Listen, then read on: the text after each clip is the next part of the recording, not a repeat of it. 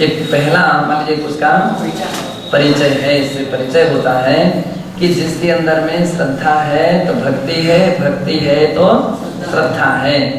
बिना श्रद्धा के सही भक्ति नहीं हो सकती। एक बार ये भी हो सकता है कि लौकिक व्यक्ति के अंदर में भक्तियां रहती, लौकिक प्रयोजन वसात भक्तियां हो सकती है ना, श्रद्धा तो नहीं लेकिन लौकिक प्रयोजन वसात भक्तियां हो सकती हैं, लेकिन वो भक्ति ही नहीं है। सही भक्ति तो वही है जो श्रद्धा के साथ होती है। तो श्रद्धा जिसके अंदर में है तो उसके अंदर में नियम से भक्ति होगी और अंतर आत्मा से भक्ति होगी। बाह्य प्रदर्शन बाह्य रूप में नहीं, अंतर भक्ति मानी जाती है कि उसकी एक ऐसी अंतरंग भक्ति हुआ करती है। तो इस प्रकार का वर्णन चल रहा था कि सम्यक दृष्टि जीव के अंदर में नियम से सम्यक प्रकार की भक्ति होती है। और भक्ति जब होती है तो भक्ति विवेक विनय पूर्वक होती है, विवेक के साथ होती है। ये भी ध्यान रखिए कि भक्ति विनय रहित हो वो भक्ति नहीं। भक्ति में विनय ना हो, पूजा तो बहुत सारे लोग करें लेकिन पूजन में विनय नहीं है भगवान के प्रति या देव शास्त्र गुरु के प्रति, तो विनय नहीं, तो विनय के बिना पूजा कैसे हो सकती है, विनय के बिना भक्ति कैसे हो सकती है। तो विनय होना चाहिए। विनय जब भी होगी विवेक के साथ होगी और इन सब के साथ भक्ति नियम से हुआ करती है। तब कितना सुंदर सिस्टम बन गया। श्रद्धा हो, विनय हो, विवेक हो, तब कहीं भक्ति का जन्म होता है। और ऐसी ही भक्ति मोक्ष मार्ग में प्रयोजनभूत हुआ करती है। आचार्य कुंद स्वामीना भक्ति महात्म्यम भाव प्रावर्ते च प्रतीकृतम। आचार्य कुंद स्वामी भक्ति की महात्म को प्रकट करते हुए भाव प्रावृत ग्रंथ की गाथा 152 में कहते हैं, जिन चरणाम्बुरुहं प्रणमन्ति जै परम भक्तिरायण ते जन्मवल्लिमूलम् खडन्ति वरभावसाथेन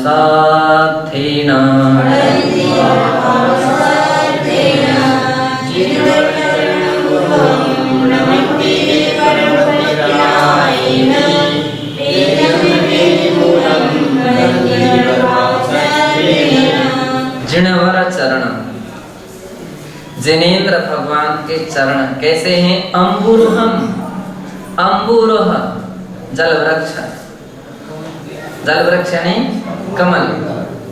तो जो प्राणी जिनेन्द्र भगवान के श्रेष्ठ चरण रूपी कमलों में रमन्ति नमस्कार करते हैं। और कैसे नमस्कार करते हैं? परम भक्ति राय, इसमें थोड़ा सा सुधार कर लीजिए, परधमति ऐसा लग गया, तो ये है परम भक्ति राय, करेक्शन कर लीजिए, है ना।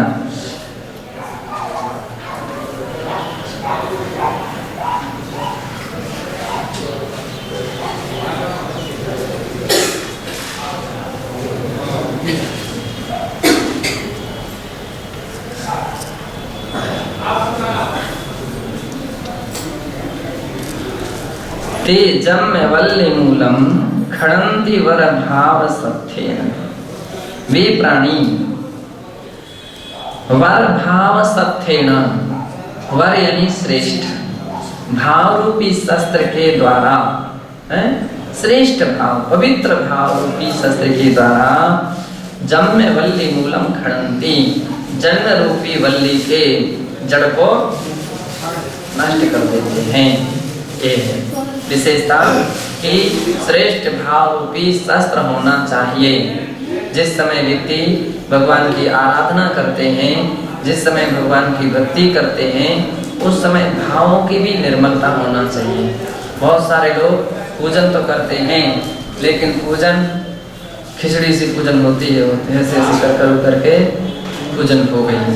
पूजन में कभी कदाचित एक दूसरे की नींव बनती हो तो उनके चेहरे देखो, लगने लगता है कि तुम्हारे समय इस समय में भाव की गरिमा भक्ति के प्रति आपकी कितनी है और आपस के लोगों के प्रति कैसी हो रही है। तो जिनकी आपस में नहीं बनती है या आपस में कुछ भी मनमुटाव रहता है और वो कोई व्यक्ति अगल बगल में आकर के खड़ा हो जाए, बैठ जाए, व्यक्ति की चिड़चिड़ापन बना रहता है। तो इसका मतलब है भाव तो तुम्हारा यहाँ रखा है, भगवान में भाव कहाँ जा रहा है, भगवान की भक्ति में भाव कहाँ लग रहे हैं, लग ही नहीं रहे। और व्यक्ति यहाँ वहाँ टेढ़े मेढ़ेपन से स्थिति जैसे तैसे पूर्ति करते हैं। तो ऐसा लगने लगता है कि बतलाओ इतनी श्रद्धा भक्ति ही नहीं इनके, तो क्या एक पूजन आपकी जन्म जरा मृत्यु को नष्ट कर सकेगी क्या? क्या वो जन्म रूपी वृक्ष को नष्ट कर सकती है क्या? नहीं कर सकती है। और यदि कोई त्यागी वृत्ति इस मार्ग पर आकर के भी अगर इतना सफल नहीं हो सका तब तो आश्चर्य है। ये तो सारी बातें उन बच्चों को सिखाई जाती हैं जो बिल्कुल छोटे बच्चे हैं, पहली बार उनको धर्म के रास्ते पर आए हैं, उनको सिखाई जाती हैं कि भैया भगवान की भक्ति करो तो दूसरी जगह उपयोग मत ले जाओ, भगवान की भक्ति करो उपयोग लगा करके करो, भगवान की भक्ति करो भाव सहित करो, उन लोगों को सिखाया जाता है।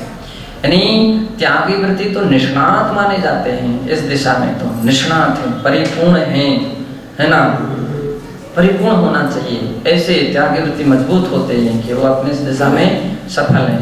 और यदि भी सफल नहीं है तो उनकी गिनती तो उन बच्चों से भी निम्न कोटि की रहेगी। कौन से बच्चों से?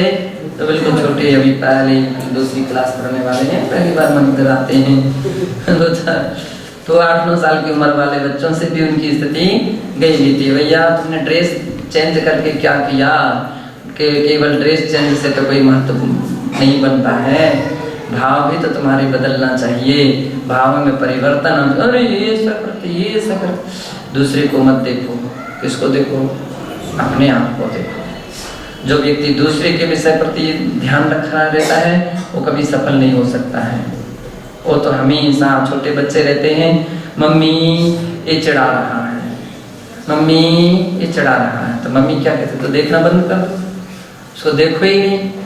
तो तुम बार बार देखता हो, बच्चा बार बार देखता है, तो नहीं चढ़ा रहा है, तो अभी चढ़ा रहा, अभी भी चढ़ा रहा, अभी भी चढ़ा रहा, वो बार बार देखता है। तुम देखना ही बंद कर दो। अब तुम देखना शुरू करोगे तो चढ़ाने के लिए, तो फिर अभी तो एक लड़का चढ़ा रहा है, फिर दूसरे भी खड़े हो जाएंगे, तीसरे भी खड़े हो जाएंगे, चौथे भी खड़े हो जाएंगे, अब क्या करोगे? ऐसा व्यक्ति फिर अपने आप में परेशान हो जाता है। जो अपने आप को नहीं संभाल पाता है वो फिर परेशान हो जाता है। जिसकी ये आदत बन जाती, इसने ऐसा कर दिया, इसने ऐसा कर दिया, इसने ऐसा कर दिया, इसने ऐसा, वो व्यक्ति कभी सफल नहीं हो सकेगा। कोई कितना भी कुछ करता है लेकिन फिर भी आप अपने लक्ष्य पर मजबूत हैं। कल उदाहरण दिया था कि नेता लोग जो रहते हैं उनके कितने भी कोई कुर्ता खींचता जाए, माइक भी छुड़ा ले, फिर भी वे अपनी बातें पूरा भाषण करके ही बड़े बड़े विद्या है। पद्म पुराण के अंदर में पढ़ा कि बहुत सारे रावण वगैरह विद्या सिद्धि करने के लिए बैठे और उनकी विद्या सिद्धि करने के लिए के समय में कितने सारे विघ्न किए गए, बहुत सारे विघ्न किए गए, उसको डिस्टर्ब करने के प्रयास किए गए, उनको हर साधन से विचलित करने के प्रयास किए गए, लेकिन वो कुछ भी विचलित नहीं, तो उनको विद्या सिद्ध हो गई। तो जो व्यक्ति इस प्रकार के संसार के समस्त व्यक्ति अगर मिलजुल करके भी उसको विचलित करना चाहे फिर भी विचलित ना हो, वो सफल हो। और जो केवल दूसरों के दांते देखता रहे, अरे वो चढ़ा रहा, वो चढ़ा रहा, तो कभी सफल नहीं हो सकता है। तो इस बात के लिए पूरापन को ध्यान रखना चाहिए कि हम हर परिस्थिति में अपने लक्ष्य को कैसे व्यवस्थित करें। पूजन के लिए बैठे हैं तो पूजन भाव सहित होना चाहिए। दूसरा देख करके पानी पानी हो जाए कि इनकी पूजन क्या भाव सहित होती है, कितनी आनंद विभोर होकर के होती है, कितने उपयोग लगा करके होती है ना। तो कई बार जो अच्छे तरीके से पूजन करते हैं, अच्छी शांति से बैठ करके शांति से भाव भंगना उनकी रहती है, यहाँ वहाँ दृष्टिकोण भी नहीं जाता है, तो बहुत सारे लोग तो उनको देखते ही रहते हैं। कुछ लोग ऐसे रहते हैं फिर उनके लिए तो वही व्यक्ति दर्शनीय हो गया है, उसके भगवान की तरह जैसे भगवान दर्शनीय है ना, वो व्यक्ति भी दर्शनीय हो। एक बार व्यक्ति भगवान को भूल जाएगा, उसको देखता रहेगा, क्या सुंदर अच्छी तरह से, तो ऐसे भाव उत्पन्न होने लगते हैं। तो लेकिन होंगे कब? जबकि आपके भाव सही होंगे तभी तो ये अवस्था आएगी, और भाव ही सही नहीं है तो वो अवस्था नहीं आ पाती है। इसलिए पूज्याचार्य महाराज ने कहा वर भाव सत्य। कौन से भाव? वर यानी श्रेष्ठ, अच्छे, सच्चे, सत्य, सही, ऐसे भावों रूपी शस्त्र के द्वारा वे क्या करते? जन्म जरा मृत्यु को क्षय करते, नष्ट करते। जैसे जन्म वल्ली मूलम, जन्म विल्ली मूलम, वेली जन्म की जो वेल है उसकी जड़ को जड़ सहित नष्ट कर देते हैं, अर्थात फिर उनके लिए पुनः संसार में जन्म नहीं लेना पड़ता है। ऐसे भक्ति का महत्व है, भक्ति का इतना बड़ा प्रभाव है, भक्ति कैसी महिमा है। भगवती आराधना ग्रंथे च पठितम। भगवती आराधना ग्रंथ के गाथा 745 में भी कहा है, एयाविसा समर्था जिन भक्ति दुर्गयिम निवारेदी पुल्लाणि पूरेन्दुम आसिद्धि परंपरा सुहाणम।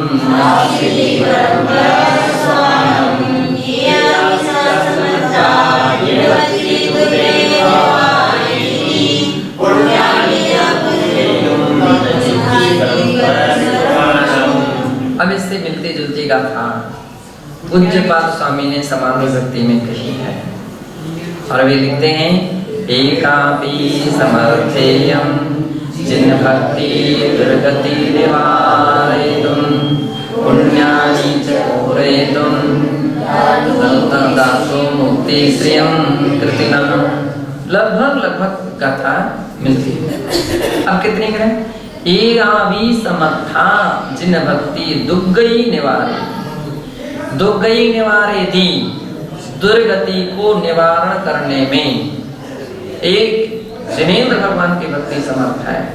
कुछ नहीं कर सकते हो आप, तपस्या नहीं कर सकते हो, मत करो। त्याग नहीं कर सकते हो, मत करो। और भी कोई साधना नहीं कर सकते, मत करो। लेकिन भक्ति मत भूलो। भक्ति, जिस व्यक्ति के पास भक्ति है और कुछ भी नहीं है तो भी पार हो जाएगा, और भक्ति नहीं है तो कुछ भी कर देगा। भक्ति होना चाहिए। तो एक जिनेंद्र भगवान की भक्ति दुर्गति को निवारण कर देती है। अपन देखते हैं कि राजा शरण्य की कहाँ 7वें नरक की आयु, कहाँ एक प्रथम नरक तक रह गई। इतनी अंतर आ गया, किसके कारण से आया?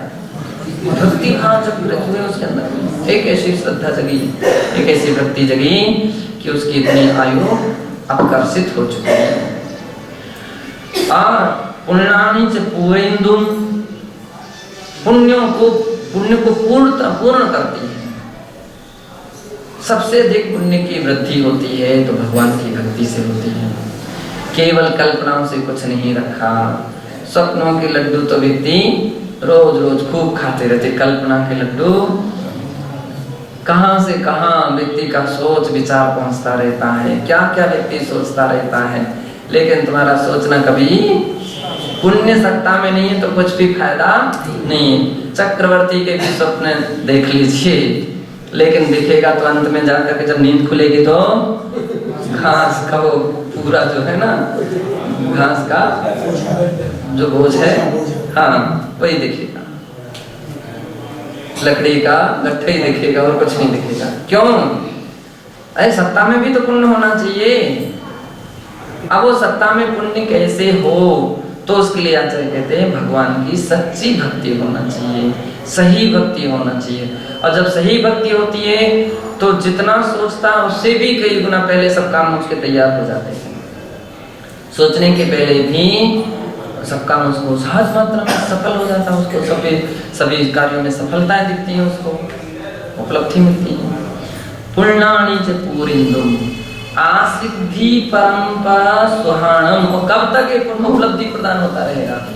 आसिद्धि पर्यंत, जब तक मोक्ष सुख परम सुहाणम, परम सुख यानी मोक्ष सुख है, उस परम मोक्ष सुख की सिद्धि पर्यंत उसके लिए उपलब्धियां मिलती रहती हैं। कई बार अपन कुछ ऐसे लोगों को देखते हैं कि कल्पना भी नहीं कर सकते, उसको एक ऐसे अवसर मिल जाते, ऐसे निमित्त मिलते हैं कि जो उसकी साधना में, उसके कल्याण में, उसके सुख में, उसकी शांति में हेतु बनती जाती है। सहज ऐसे उपलब्धियां मिलती रहती हैं। अब बतलाओ, ये कहाँ से जंगल में कोई व्यक्ति भटक रहा था और वहां कोई रास्ता बतलाने वाला आ गया। रास्ते बतलाने, कई ऐसे भी लोग रहते हैं कि बतलाने वाले थे और जहां भटकन का नंबर आया तो वहां से वो उसके पहले ही रवाना हो गए। तो ऐसे भी रहते हैं कि प्यासा व्यक्ति था और उसके लिए तुरंत के तुरंत सामने पानी लेकर के कोई आ गया, कुआ आ गया सामने, है ना, पानी की साधन सामग्री उसके सामने दिखने लगी। और कुछ ऐसे भी लोग रहते हैं जो साधन सामग्री थी, जब तक वो पानी पीने के लिए बैठा कि वहां से गिलास छूट गया, तो सारा पानी फैल गया, उतना ही था उसके पानी, अब वो परेशान। तो पुण्य जिसकी सत्ता में है उसमें तो उसके लिए कदम कदम पर सफलताएं, सब कुछ अनुकूलता है। और पुण्य सत्ता में नहीं है तो सब जगह असफल असफल असफल। कुछ लोग ऐसे रहते हैं, जब भी अपने आप में दुखी रहते हैं, परेशान, क्या करूं, हम जो भी काम करते हैं हमको असफलता मिलती है, हमको अपयश मिलता है, हमको असहयोग मिलता है। अब आपको असहयोग क्यों मिल रहा है? आपको असफलताएं क्यों मिल रही हैं? आपको अपयश क्यों मिल रहा है? आपको प्रशस्त, आपकी जो प्रसिद्धि या प्रतिष्ठा, आपके प्रोत्साहन मिलना चाहिए, वो नहीं मिल पाया। क्यों नहीं मिल पा रहा? आपकी सत्ता में पुण्य नहीं। अब दोष, दुनिया भर के लिए दोष देने से कोई फायदा नहीं है। अज्ञानी व्यक्ति तो केवल दुनिया के लिए दोष देने के लिए बैठा रहता है, इसने ऐसा कर, इसने ऐसा कर। और ज्ञानी भी क्या करता है? तत्व चिंतन करता है और समता भाव के साथ बनाता है और धर्म कार्य में जुट जाता है। क्यों हो, अभी तक हम इस सत्य को नहीं समझ पाए थे, आज अपन को इस बात का ज्ञान हुआ, तो हमको भाव से भक्ति करना है, मन लगा करके भक्ति करना है। अरे बिरला ही तो क्षण मिला 24 घंटे में, 24 घंटे में 15 मिनट, 20 मिनट, आधा घंटा, इतना ही तो समय मिला है। तो उतना मिला तो उतने समय तक भरपूर भक्ति कर लो, आराम के साथ भक्ति कर लो, उत्साह के साथ, बड़े मन, खुशी मन से भक्ति कर लेना चाहिए। कर लिया तो लाभ। एक दिन निकल गया तो आपका वो दिन गया। अपना प्रयास होना चाहिए, एक भी दिन नहीं जाए, हैं? आज अपन स्वस्थ हैं, आज अपन हर अनुकूल, अब सब कुछ अनुकूलता है, कल क्या भरोसा? स्वास्थ्य ठीक नहीं रहता, फिर क्या भक्ति उतनी तरह से हो सकती? क्या नहीं हो पाती है? जितनी विशुद्धि अपन स्वस्थ अवस्था में जगा लेते हैं, उस समय क्या वैसी विशुद्धि उत्पन्न हो सकती है? नहीं हो पाती। इसलिए जितना उस समय को तो अपन, अच्छा जो समय है उसको तो परमात्मा में बिल्कुल नहीं व्यतीत करना चाहिए, उसको तो पूर्ण रूपेण भाव से मन लगा करके और अधिक आनंद विभोर हो करके। ऐसा कभी नहीं सोचना चाहिए 2 बार स्तोत्र तो हमने पढ़ लिया, हो गया। अरे अन्य समय में और भी स्तोत्र पढ़ सकते हो ना, और भी स्तोत्र पढ़ने का प्रयास कीजिए, ऐसा करना चाहिए। एक काम कर लीजिए, उस तरफ के वो दरवाजा खिड़की बंद कर लीजिए, बंद कर। तो ऐसा अपने को प्रयत्नशील होना चाहिए कि भाव सहित अपने अंदर में भक्ति भाव जगे रहे। आचार्य कुंद कृता भक्त्याः, आचार्य श्री कुंद देव के द्वारा की गई भक्तियां हैं। भक्त्याः, भक्ति पूर्ण रचना, और भक्ति क्या है? पूर्ण रचना। भक्ति पूर्ण रचना है। 12 संख्याः प्राप्ते प्राप्यन्ते, भक्तियों की 12 संख्या प्राप्त होती है, लेकिन कुंदाचार्य कृत 12 प्रकार की भक्तियां नहीं होती हैं, उनकी 12 प्रकार की भक्तियां नहीं है। कुंदाचार्य की 12 नहीं होती है। अब कौन कौन सी हम बतला रहे हैं, और सुधार करेक्शन हो चुका है। वह है यथा तीर्थंकर भक्ति ही, सिद्ध भक्ति ही, श्रुत भक्ति ही, चारित्र भक्ति, योगी भक्ति ही, आचार्य भक्ति ही, निर्वाण भक्ति ही, पंच गुरुगत भक्ति ही इत्यादि का इतनी बस। अब तीर्थंकर भक्ति कौन सी है? तो स्वामी अंजनवरे ये प्राकृत भक्ति। सिद्ध भक्ति 8वें कम वेला ए। श्रुत भक्ति भी है, चारित्र भक्ति भी, योगी भक्ति, आचार्य भक्ति, निर्वाण भक्ति है। अब कौन कौन नहीं है? नंदीश्वर भक्ति नहीं है, कौन कौन आचार्य की? शांति भक्ति नहीं है, समाधि भक्ति नहीं है, चैत्य भक्ति नहीं, ये भक्तियों की आचार्य पूज्य पाद रचिता अभी भक्ति पाठा संस्कृत प्राप्यते।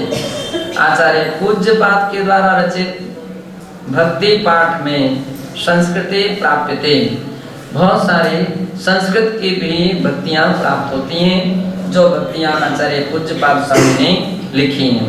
तो 12 तो जो की त्यों पूज्यपाद स्वामी की भक्तियां हैं ही। अब इसके उपरांत भी पूज्यपाद स्वामी की और भी भक्तियां हैं, निर्वाण भक्ति है, हैं? तो 12 और 1 13 हो गई। और कौन सी है? समाधि भक्ति, समाधि नंदीश्वर इसमें गिन लिया है ना। तो इस प्रकार से 12-13 पूज्यपाद स्वामी के द्वारा लिखी हुई भक्तियां हैं।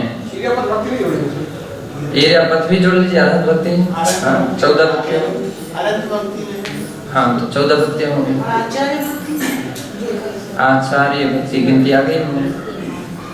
तो इस प्रकार से 14 भक्तियां पूज्यपाद द्वारा संस्कृत में प्राप्त होती हैं।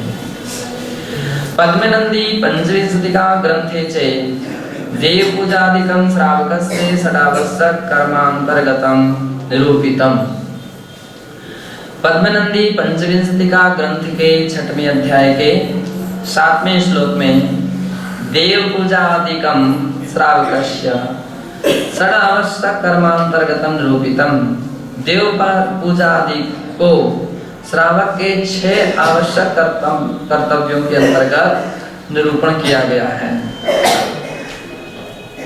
कहा है देव पूजा गुरुपासी स्वाध्याया संयमस्तपः दानं चेति गृहस्थानां सत्कर्माणि दिने दिने।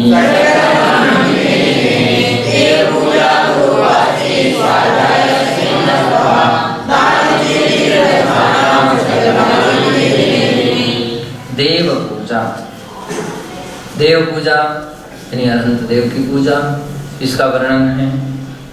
गुरु उपासती ये दूसरा आवश्यक कर्तव्य है, गुरु की उपासना करना, गुरु की सेवा भक्ति करना एक दूसरा। स्वाध्याय और तीसरा आवश्यक कर्तव्य क्या है? स्वाध्याय।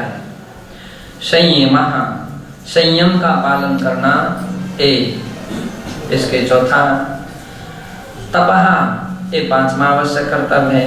दान ये 6वां आवश्यक कर्तव्य है। गृहस्थानां सत्कर्माणि दिने दिने, गृहस्थों के सत्कर्माणि ये 6 प्रकार के कर्तव्य हैं और उन 6 प्रकार के कर्तव्यों को दिने दिने अर्थात प्रतिदिन उसका पालन करना ही चाहिए। गुणा पूजा स्थान गुणीषु, कह रहे हैं गुणियों में पूजा के आधार होते हैं, गुणियों में पूजा के आधार गुण होते हैं। गुणा पूजा स्थान गुणीषु, गुणियों में पूजा का स्थान गुण है। और अपने यहाँ कहा जाता है कि पूज्येषु गुणानुरागा इति विद द्व्यक्ति मनुसृत्य प्रत्येक सम्यक दृष्टिनां सप्तति गुणाधारणं कृत्वा सर्व सामान्य जन श्रेष्ठता प्राप्तय्य प्रयतितव्यम् इति गाथायाः तात्पर्यम्। इति युक्ति मनुसृत्य, इस प्रकार से विद्वत युक्ति है ना, अर्थात विशेष विद्वानों के द्वारा कही हुई जो युक्ति है, उस युक्ति को अनुसृत्य, अनुसरण करके, प्रत्येक सम्यक दृष्टि ना, हर सम्यक दृष्टि जीव को सप्तति गुणाधारणम, 77 प्रकार के जो गुण हैं उनको धारणम कृत्वा, उन गुणों को धारण करके सर्व सामान्य जन श्रेष्ठता प्राप्ति, सर्व सामान्य जनों को श्रेष्ठता को प्राप्त करने के प्रति प्रयतितव्यम, प्रयत्न करना चाहिए कि गाथाया तात्पर्यम, गाथा का तात्पर्य क्या है? 77 प्रकार के जो गुणों की बात कही है उन गुणों को धारण करें, खाली उन गुणों की चर्चा के लिए ना करें, हैं?